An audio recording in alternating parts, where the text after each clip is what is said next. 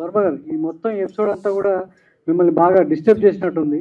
So ఇప్పుడు ఇదేంటంటే అది నేను ఎలా ఉన్నాను అనేది మీ మీ మీ దృష్టిలో ఫీల్ అవుతుంది. ఇప్పుడు ఫర్ ఎగ్జాంపుల్ నేను ఒక చిన్న ఎగ్జాంపుల్ వేస్తాను. నాగార్జున ఒక చెట్టు దగ్గర అనుకున్న స్టేజ్లో చెట్టు ఉంది. చాలాసార్లు అక్కడ కూర్చున్నాడు. నాగార్జునకి ఏదైనా హిట్ వచ్చినప్పుడు ఏమన్నారంటే కొంచెం తేజస్సు స్పెషల్గా ఉంటాడు, అందుకని చూడండి ఎంత అలా అని చెప్పారు. ఫ్లాప్ వస్తే దిగాలుగా కూర్చున్నాడండి, అది ఎవరు వెళ్ళట్లేదేమో పాపం అనేవారు. ఇంకో దాంట్లో చేస్తే ఇంకో దాంట్లో. సో ఎప్పుడన్నా ఎవరు ఎలా ఫీల్ అవుతారని వాళ్ళు చూసిన దృష్టి పెట్టి ఉంటారు. ఇంకొక ఎగ్జాంపుల్ ఇస్తాను. రితిక్ రోషన్ సూపర్ స్టార్ అయినప్పుడు మన ఫస్ట్ టైం ముగ్గురు ముస్లింలు ఆమిర్, సల్మాన్, షారుఖ్ పెద్ద హీరోలు. ఇప్పుడు మన హిందూ కూడా వచ్చాడని ఒక చిన్న టాక్ వచ్చింది 2001లో, బ్యాక్ ఇన్ 2000. అప్పుడు రితిక్ రోషన్ ఫిల్మ్ఫేర్కి డాన్స్ చేస్తూ ఉంటే షారుఖ్ వచ్చాడు గెస్ట్గా.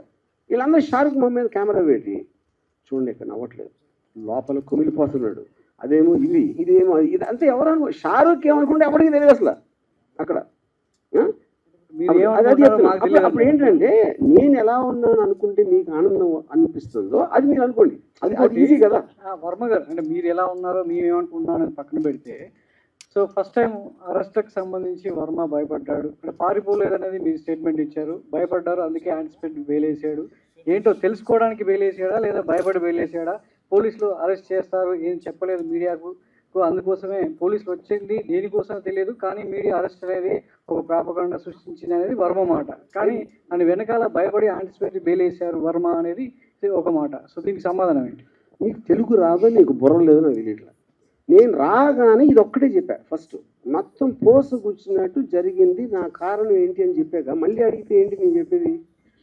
యాంటిసిపేటరీ బెయిల్ రీజన్ చెప్పాను, అక్కడ జరిగింది ఏంటో చెప్పాను, పోలీసులు ఇంతవరకు నా టచ్లో కూడా రాలేదని చెప్పాను, 10లోకి రాలేదని చెప్పాను. మళ్ళీ అది అడిగితే ఏం చేయలేను? నోటీస్కి రిప్లై ఇచ్చని చెప్పాను కదండి. రిప్లైలో ఏమి ఇచ్చాను కూడా చెప్పాను. ఎస్ హియర్ అండి. ప్రతిదానికి స్ట్రైట్గా మాట్లాడేటటువంటి ఆర్జీవి పోలీసుల విచారణకు సంబంధించి మాత్రం వెళ్ళలేదు, యాంటిసిపేటరీ బెయిల్ వచ్చింది, it's fine. At the same time పోలీసులు సెకండ్ టైం నోటీసులు ఇవ్వడానికి డెన్ వద్దకు వచ్చారనేది క్లియర్ కట్ సమాచారం. సెకండ్ టైం కాదండి, సెకండ్ టైం వేరే డేట్ ఇచ్చారు ఫస్ట్ అయిపోయిన తర్వాత. ఓకే, ఆ డేట్లో నేను 10 o'clockకి నేను రిప్లై పెట్టాను, నాకు ఫర్దర్ టైం కావాలి, లేకపోతే వర్చువల్గా వీడియోలో వస్తాను. ఓకే, ఎప్పుడు రాని ఫోన్ ఎందుకు స్విచ్ ఆఫ్ వచ్చింది? అది చెప్తాను. ఓకే ఓకే, అది నేను చెప్పలేదు ఇందాక. నేను 2 o'clock వరకు నా ఫోన్ స్విచ్ ఆన్లో ఉంది.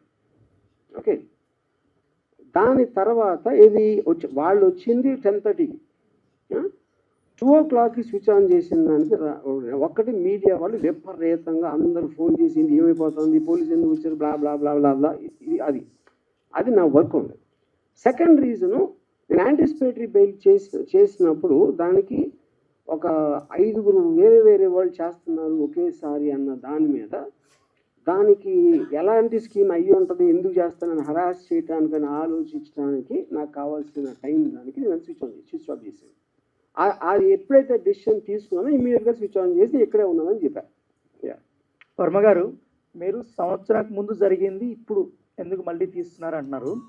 సంవత్సరానికి ముందు మీరు చేసినటువంటి పోస్టులు, మీ అకౌంట్ నుంచి వచ్చినటువంటి పోస్టులు, తర్వాత వచ్చినటువంటి సినిమాలకు సంబంధించి అప్పుడు పవన్ కళ్యాణ్ ఉద్దేశించి మీరు చేసినటువంటి కొన్ని వ్యాఖ్యలు, అప్పుడు జనసేన వాళ్ళు రియాక్ట్ అయ్యారు, కొంతమంది పోలీస్ స్టేషన్ దగ్గర కూడా కంప్లైంట్ ఇచ్చారు. బట్ ఏమంటే అప్పుడున్నటువంటి గవర్నమెంట్ ఆ కంప్లైంట్లు తీసుకోలేదు. బట్ ఇప్పుడు ఎందుకు ఈ కంప్లైంట్లు తీసుకున్నారు? అది నాకు ఎలా తెలుస్తుంది? మీరు స్పెసిఫిక్గా చెప్పకపోతే. అది ఫస్ట్ ఆఫ్ ఆల్ గవర్నమెంట్ మీడియాలో అన్నిట్లోనే వచ్చింది, మీ వ్యాఖ్యలు అన్నీ వచ్చాయి. ఎక్కడ కాదు వచ్చింది, డిబేటబుల్ డిబేట్స్ కూడా జరిగాయి సార్. మీరు చేసిన ప్రతి ఒక్క ఎగ్జాక్ట్గా నేను అదే చెప్తున్నా. మీరు పెట్టినటువంటి 3 గాడిదలకి ఆ ఫోటోలు పెట్టారు కదా, 3 ఫోటోలు, అదేను వ్యూహం సినిమాలో పవన్ కళ్యాణ్ పోలినటువంటి వ్యక్తి పెట్టి అక్కడ ఉన్నటువంటి సందేశాలు కానీ వ్యాఖ్యలు కానీ, వాటి మీద జనసేన వాళ్ళు మీ డెన్ దగ్గరకు వచ్చారు, మీ పైన ఆరోపణలు చేశారు. ఆరోపణలు కాదు, అరిశారు. తర్వాత మీరు కూడా ప్రెస్ మీట్లు పెట్టారు. వాళ్ళు కేసులు పెట్టినా కూడా కేసులు తీసుకోలేదు అప్పుడు ప్రభుత్వం. నేను అదే అంటున్నా, ఆ కేసు ఎక్కడ పెట్టారు ఏమి నాకు ఎట్లా తెలుసు? ఆంధ్రాలో విజయవాడలో వాళ్ళు పెట్టారు. వచ్చి అరిసింది డెన్ దగ్గర. ఎక్కడ పెట్టారు కేసు చెప్పండి, ఏ స్టేషన్లో చెప్పి పెట్టారు చెప్పండి. పంజాగుట్లో కూడా కేసులు పెట్టారు, బట్ తీసుకోలేదు అప్పుడు. నేను అదే అడుగుతున్నా, పంజాగుట్ట ఎలా పెడతాయి అంటే ఎలా అంటే నా జ్యూరిస్డిక్షన్ అనా? అభిమానులు మనోభావాలు దెబ్బతిన్న తర్వాత అది ఓకే. నేనేమంటున్నానంటే పోలీసు కేసు తీసుకోకపోతే నేనే ట్రాన్స్ఫర్ చేస్తాను దానికి. Police department is different. నాకు సంబంధం లేదు. I'm film maker. Yeah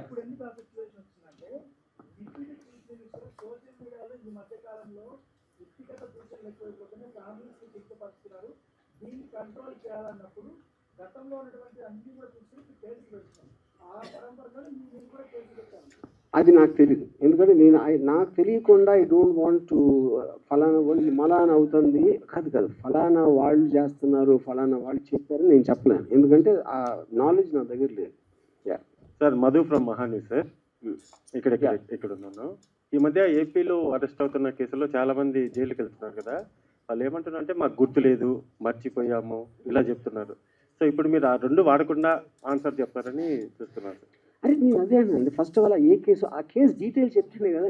Maddipadu police station ఒకటి. మద్దిపాడు కాదు, ఇందాక మీరు చెప్పారు కదా ఇలా అది ఆ చెప్తున్నారు. క్వశ్చన్ నాది కాదు సార్, ఇది వేరు. నేను టోటల్ గా నేను అనే కేసు వేరు, నా క్వశ్చన్ వేరు. మద్దిపాడు పోలీసులు ఆర్జీవీ డెన్ దగ్గరికి వచ్చిన తర్వాత 2 days మీరు కనిపించలేదు సార్. సినిమా షూటింగ్ 2 days అని ఎలా చెప్తున్నారు? మీరు కనిపించలేదు. వాళ్ళు ఉన్నది 2 గంటలు, ఇప్పుడే చెప్పా 3 సార్లు.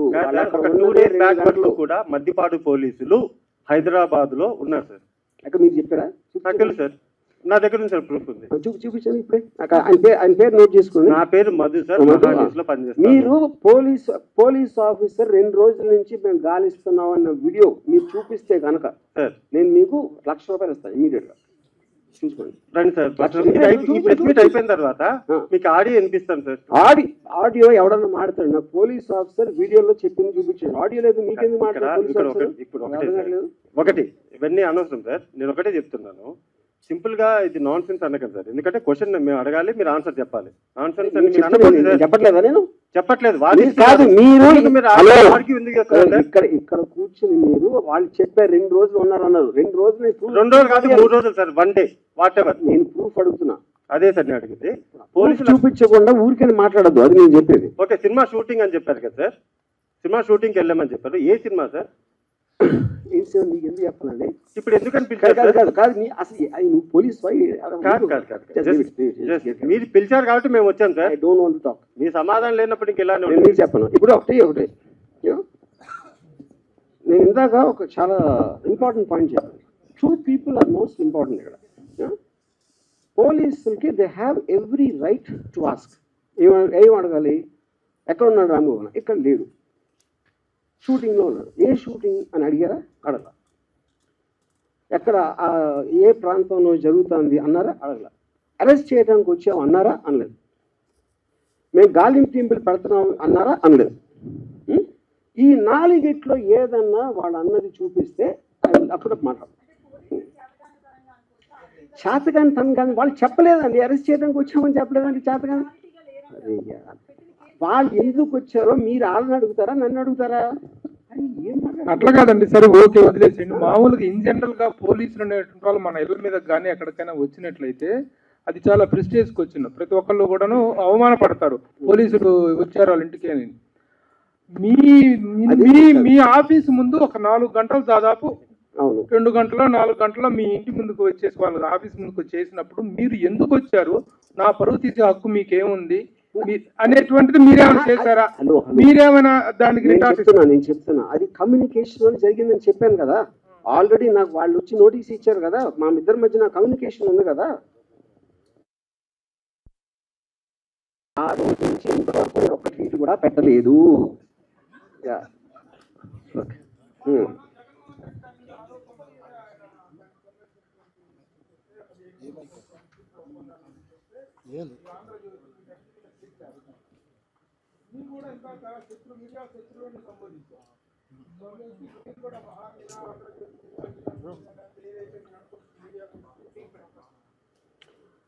అది case I want to do. దాన్ని అంటే నా కారణాలు వేరు ఉండొచ్చు, ఆ కారణాలు డీటెయిల్స్ తర్వాత చెప్తాను. బికాస్ దిస్ కమ్స్ ఏది ఏది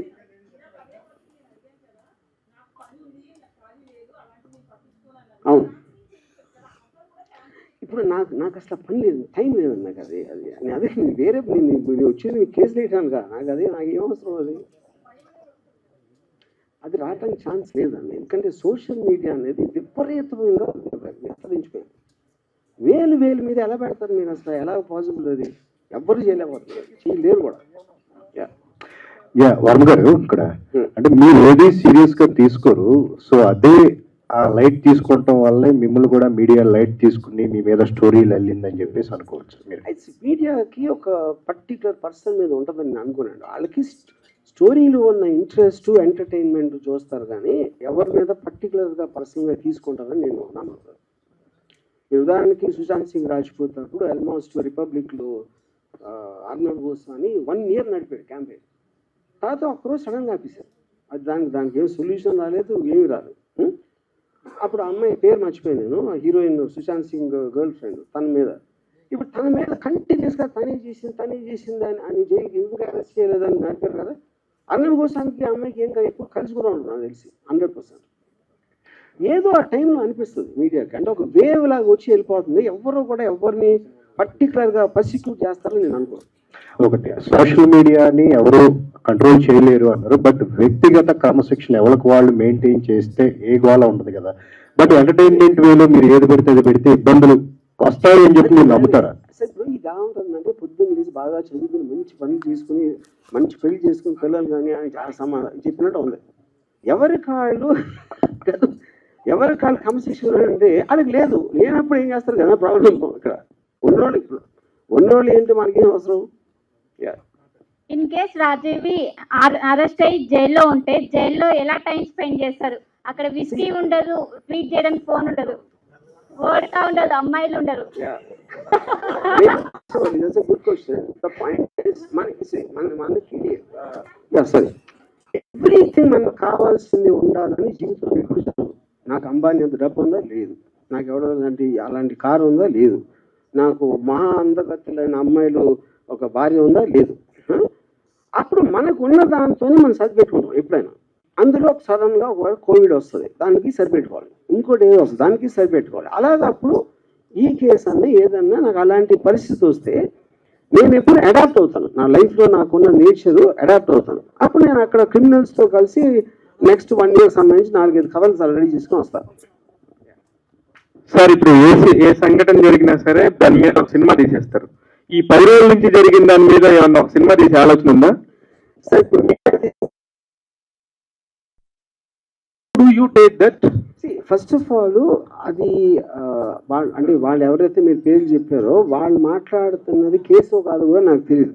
ఎందుకంటే అది రెటారిక్ కింద వస్తుంది నాకు తెలిసి. అంటే ఒక ఫర్ ఎగ్జాంపుల్, నన్ను చంపితే ₹1,00,00,000 ఇస్తాను ఒక ఆయన ఎవడో అన్నాడు, నా పేరు మర్చిపోయాను. ఇప్పుడు అంత డైరెక్ట్గా కాంట్రాక్ట్ కిల్లింగ్ మర్డర్ చేయమని ఆఫర్ ఇచ్చిన అతని మీద కేసు ఏముంది? Complaint, but nothing happen. ఎందుకంటే టీవీలో కూర్చుని చెప్పటానికి ఏ భాష, వాళ్ళ భాష ఎవరు వాడట్లేదు, బూత్ మాటలు ప్రతి లీడర్ వాడుతున్నాడు. మినిస్టర్ పోస్ట్లో ఉన్నవాళ్ళు వాడతారు బూతులు మాటలు, పోలీసులను తిడతారు, వాళ్ళని చేస్తారు. అసలు ఎవరు చూసిన ఇంగిత జ్ఞానం లేకుండా కూడా తిడతారు. వాళ్ళందరి మీద కేసులు ఉన్నాయా? ఎక్కడ లేవు కదా. అంటే అదే నేను చెప్పింది, ఫస్ట్ నేను వచ్చి చెప్పింది ఆ లాస్ అనేది క్లారిటీ లేనందుకు జరుగుతుంది. ఎవరికి తెలియదు దాని వల్ల ఎలా దాన్ని ఏం చేయాలి, కంట్రోల్ చేయాలా, కేసు పెట్టాలా, ఏం చేయాలి అనేది తెలియదు ఎవరికి. అది అంటే ఫైనల్ గా ఇది పోలీసులకి రామ్ గోపాల్ మనకి జరుగుతున్న లవ్ స్టోరీ, ఇందులో మీడియా ఇన్వాల్వ్ అవుతుంది అనేది మీరు కోరుకుంటున్నారా? ఎట్లా? పోలీస్ వారు వాళ్ళది చేస్తున్నారు, నేను చేసుకుంటున్నాను. మీరు మధ్యలో వచ్చి మీరు సినిమా తీశారు, అది నేను చెప్పేది. పోలీసులు తీయలేదు, నేను తీయలేదు సినిమా ఇక్కడ. సార్, మీ నెక్స్ట్ సినిమా కోసం అందరు కూడా వెయిట్ చేసిన పరిస్థితి. మరి నెక్స్ట్ ప్రాజెక్ట్ ఎప్పుడు రాబోతుంది? ఎలాంటి ప్రాజెక్ట్ అనుకుంటున్నారు? ఆల్రెడీ 2 సినిమాలు అయిపోయినాయి. ఒకటి సారీ అని ఒక థ్రిల్లర్ ఉంది, దాని తర్వాత రష్ అని మోటార్ స్పోర్ట్స్ యాక్షన్ ఫిల్మ్ ఉంది. 2 ఆల్మోస్ట్ రెడీ అయిపోతున్నాయి. ఓకే.